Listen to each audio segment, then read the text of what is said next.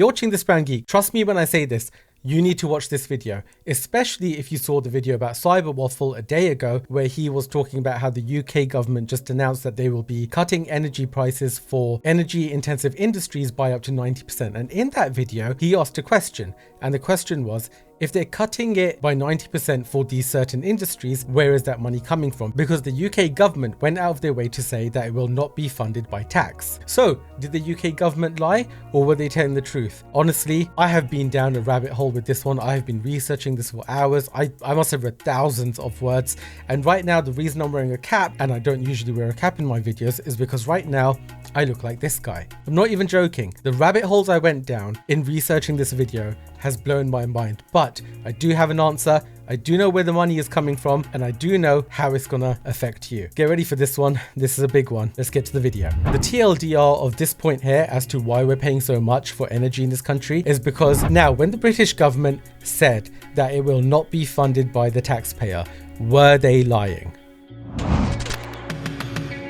Okay, so the first thing that I need to do before we watch a few clips from the Cyber Waffle video, which is right over here, I need to explain what the hell is going on. So the TLDR is that the British government recently announced that they will be subsidizing energy costs for energy intensive industries by up to 90%, which means that those industries, which is about 500 businesses employing about 400,000 people here in the UK, will save approximately £420 million a year. Cyber Waffle then, rightly so, went on to ask the question, if it's not taxpayer funded, where is this money coming from? And the thing is, I wasn't going to make a video today. It's 9 PM right now, and I'm here filming this because I've just spent the last 4 or 5 hours reading about this to figure out what the hell is going on. So what I'm going to do in this video is we're going to watch a few clips from him to kind of get a general idea of what's been announced and what's going on, and then I'm going to answer the questions that he had and the questions that most of us had, because when he did ask those questions, even I didn't know what the answer was, and it was driving me crazy, and I needed to know. And now that I do know, I want you guys to know. And the answer is probably worse than you think. So first things first, here's the Cyber Waffle video. I highly recommend that you watch this video in its entirety. It's about 8 minutes long. He does a really good job. This guy is amazing. I love his content, and I do suggest you watch his video. Maybe watch his video and my video so you get a full picture of what's actually going on. So let's skip through this video, and then we'll answer the questions as to what the hell is going on and whether or not the UK government lied. So the UK government are slashing energy prices, but I'm not really sure how to feel about it. Let me explain. British businesses to save over £400 million a year as government slashes electricity costs. Now I read this and I thought, you know what, there's a good video here. We can bring some good news about British politics to the people. But there's actually a lot more to this story than you'd think.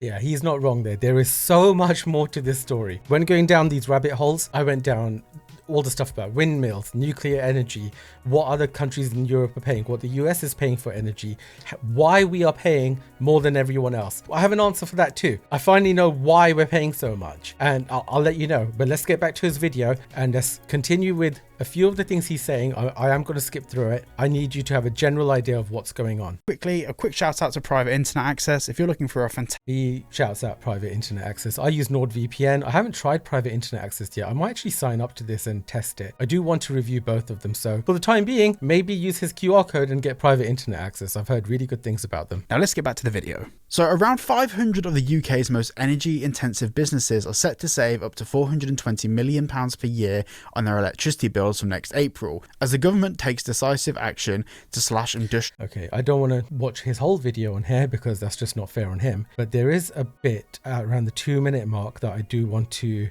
respond to. If these savings are just basically used to line the pockets of these companies, then it's not really helping them, become more competitive in the industry. All it's doing is providing higher profit margins for these companies, and for all we know, many of those could be taken as dividends by directors and all of this stuff. So yeah, they could be. He's right about that, but there is a reason at the core as to why this is happening, and we'll get to that one sec. I think there's the skeleton of a good plan here, but that's it. Unprecedented support brings UK industrial energy costs down in line with European competitors to protect jobs and attract new investment, helping drive growth and deliver a plan for change. Now, once again, this is a very interesting point to make because there's a reason why our energy costs are so high. Is that because of the taxation on it by the UK government? Is that to do with the fact that energy companies are driving their prices up? Is it the fact that the energy is costing more to get? Are we paying more for things like oil? There's a whole conversation to be had about why prices are going up. Okay. I think just saying we're going to reduce the pricing is one thing, but then I think there needs to be a deeper exploration into why it costs so much anyway. Let's answer that question first. Okay, so this is what's happened, and this is why we're paying so much for energy here in the UK. If you're wondering how much we are paying, if you're watching from the US or something, here's how bad it is here in the UK for energy. And here's an example. So industries, so energy intensive industries, they call them EIIs. This is how much they pay to run their businesses per megawatt hour here in the UK compared to Europe and compared to you guys in the US. So in the UK, large consumers of this energy for their industry pay £168 per megawatt hour. Now, in a vacuum, that means nothing until you start comparing it to how much they pay in other European countries. So for example, for the same megawatt hour, so they pay £168 in the UK, the EU average is £90 per megawatt hour. In France, they pay £69 per megawatt hour, so £100 per megawatt hour less than what these businesses or industries are paying here in the UK. And here's the worst one for you. In the US, the companies pay for the same megawatt hour £38 per megawatt hour in the United States. That's £130 per megawatt hour less than what those companies are paying here in the UK. So are you seeing the problem now? We have these energy intensive industries here in the UK that are employing 400,000 people, but they're being ripped off compared to other parts of the world, even just across the channel. In France, they can pay £100 per megawatt hour less than what they're paying here. So what incentive is there for those businesses to keep operating in the UK? If you were a business that was paying this much money for your energy and you're employing all these people in the UK, would you not also think, what the hell am I doing here? Why don't I just go across to France or another European country or the US and pay substantially less and then make more profits? The biggest issue that the UK government is facing right now is that these industries want to leave the UK. They want to leave for countries that just don't cost as much to operate in. And that's where all of this has come from. So what do they end up doing? They end up doing what the rest of Europe is doing. They subsidize that standing charge on energy so that these companies can operate in their countries and employ all these people, which helps the economy and brings investment to the country, and then hopefully stops your country from becoming even more of a disaster than what it already is. Because if those 400,000 people were to lose their jobs because these companies went offshore, we're in a lot of trouble. So they announced that they will subsidize up to 90% of the standing charge, saving these industries about £420 million a year. But then the question is, where is that money coming from? Because they've said that it's not coming from taxation. It's not coming from public tax. So where is it coming from? Now, the question that Cyber Waffle was asking just now was, why are we paying so much for energy in the UK? Now, I have an answer for that. And the answer is, we used to get our gas from the North Sea. We were drilling the North Sea. We had so much natural gas that we were actually exporting it to other countries. We were selling it because we had so much. The thing is, the amount of gas that we were getting out of the North Sea peaked in 1999. And since then, the amount has fallen by over 65%, which means that those reserves are drying up. Now, we can continue drilling in different parts of the North Sea to see if we strike gold, so to speak, but that's expensive and it's not guaranteed, and the yield you get from doing that is probably going to be quite low. So it's not really feasible. It's doable, but it's not really feasible. So what did the UK opt to do instead? Now, I wish that the UK built nuclear power plants, because if they were forward thinking, that's what they would have done. And then we would have been in a position that France is in right now. And I'll get to France in a second, because it's relevant. So what did the UK governments decide to do? Now, this is going back before Labour.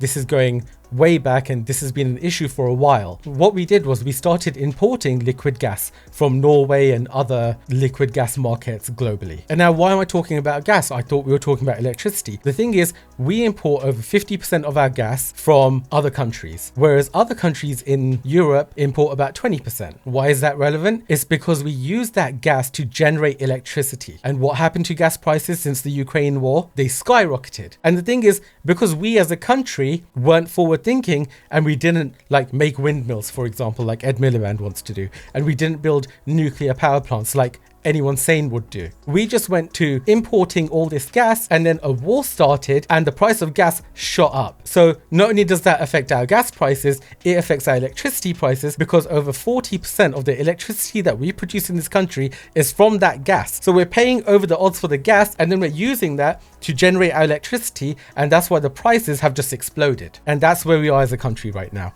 We are screwed. Not only that, he mentions prices for consumers in the UK. We're paying about £26 26 pence per kilowatt hour here in the UK for residential. Comparing that to France, they're paying about 20 pence per kilowatt hour. And the reason that France can keep its energy prices down is because they have nuclear. France produces over 70% of its electricity with nuclear energy. So they're not reliant on foreign gas. They're not reliant on importing all that gas. They're able to shield themselves from the price of gas going up because they produce their own electricity with their nuclear power plants. Whereas we use the gas to produce the electricity and we import all the gas, get ripped off, and then everyone pays for it. So we're paying 26 pence per kilowatt hour here in the UK. In the US, they're paying about 13 pence per kilowatt hour, literally half of what we're paying for electricity. And that's because the US has massive reserves of shale gas. So the TLDR of this point here as to why we're paying so much for energy in this country is because governments in the past were not forward thinking. It's not like they didn't know that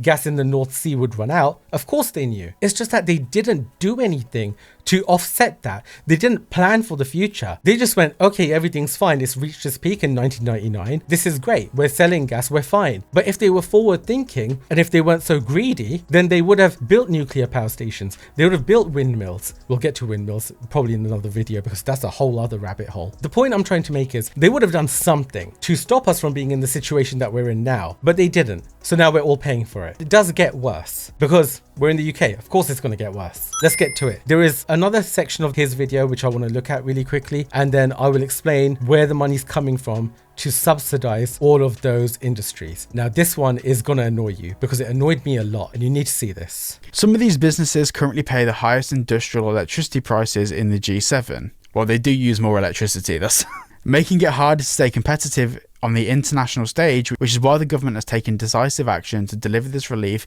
and level the playing field for the industry. The amount of money that we would lose as an economy is far greater than subsidizing this extra 30%. Because right now the subsidy is about 60%. They want to push it to 90%, which will bring the cost of energy down in line with pretty much the rest of Europe, which means that the UK remains competitive, so industries won't leave, and we save those 400,000 jobs, which means our economy isn't completely being nuked from orbit. That's the point. Let's carry on. Like, significantly better to level the playing field for the whole UK economy, so everyone can benefit from those cheaper prices. Yes, it would be great if we could do that, but right now it looks like we can't. And the reason will become clear in a minute when I explain where this money's coming from. But the ideology here that it's not going to cost the taxpayer, well, where's the money coming from to subsidise this? But then to add to that, obviously a big problem in the UK at the moment is the cost of electricity bills residentially. They are very high and the government has done things to offset those bills.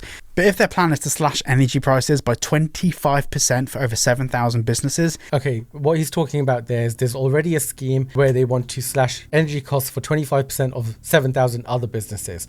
The topic of the discussion in this recent news is for energy intensive industries, which is about 500 businesses that employ 400,000 people. But there is a broader scheme which applies to 7,000 businesses and they want to slash their energy costs by about 25%. So that's what he's talking about there. Well, let's get to the main bit and then I'll explain, well, the whole reason behind this video. Can't we go to like 5 to 10% for residential households? Maybe it's going to cost the government too much. Yeah, that's right. It will cost the government too much. Like the government said, this is not taxpayer funded, but it kind of is. Spoiler alert. But yeah, they can't slash it for everyone because it would cost far too much. And again, where is that money going to come from? Well, we'll find out in a second. And they claim that it will encourage more employment. How do we regulate that? How do we know that these savings are going to be passed on to make the end products cheaper rather than necessarily, for example, the company making an extra 10% profit margin that just goes into the pockets of the shareholders? Just to touch on that, the aim here by introducing this scheme of cutting the energy cost by 90%, they're not really putting this in place to drive the cost of goods down. Well, maybe a little bit, because producing steel in the UK apparently costs 40% more than our European counterparts. So there is that. The main aim of this whole thing is to stop these countries leaving to produce their goods offshore, which would really screw us as an economy and as a country. I think it's an interesting conversation to have, and probably a conversation that I need to learn more about. Very keen to hear what your stance is. Okay, say no more, Cyber Waffle. I'm on it. This is what's going on. As you've heard a few times throughout this video, the UK government said that this subsidy will not be funded by the taxpayer. They left it as that. They expected you to give them a pat on the back and to thank them for it. Cyber Waffle started his video saying that it's nice to make a video that gives the British public some good news for a change. And even though his intentions were honourable, unfortunately, I don't think our how government has been completely honest. Now, when the British government said that it will not be funded by the taxpayer, were they lying? No, they were not lying. So end of video? No.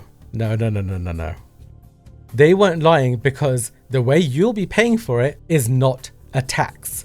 So technically, it's not taxpayer funded because it's not a tax. But here's the problem. Those energy intensive industries, the 500 businesses, they will be saving £420 million a year. So where is that money coming from?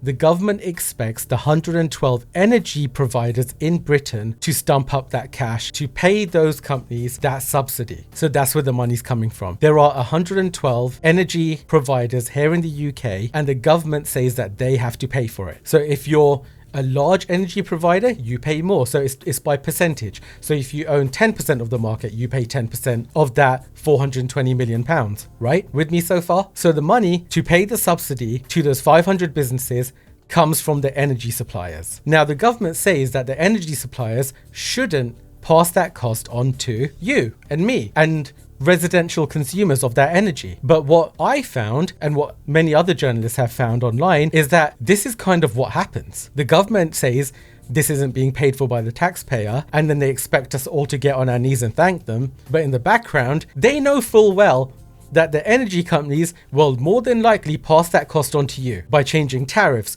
by charging you in other ways. They will get that money back from you and me. That's what's happening here, and I don't know what's worse. If the government came out and said we need to save 400,000 jobs, there's 500 industries here, we need to stop them going offshore, because if they do go offshore, then our country and our economy will implode. We need to bail these people out right now, otherwise we're screwed and 400,000 people will lose their jobs. This is going to be paid for by the taxpayer, sorry not sorry. Then at least I would have appreciated the honesty, you know? It's kind of nice to know that you're being screwed as you're being screwed.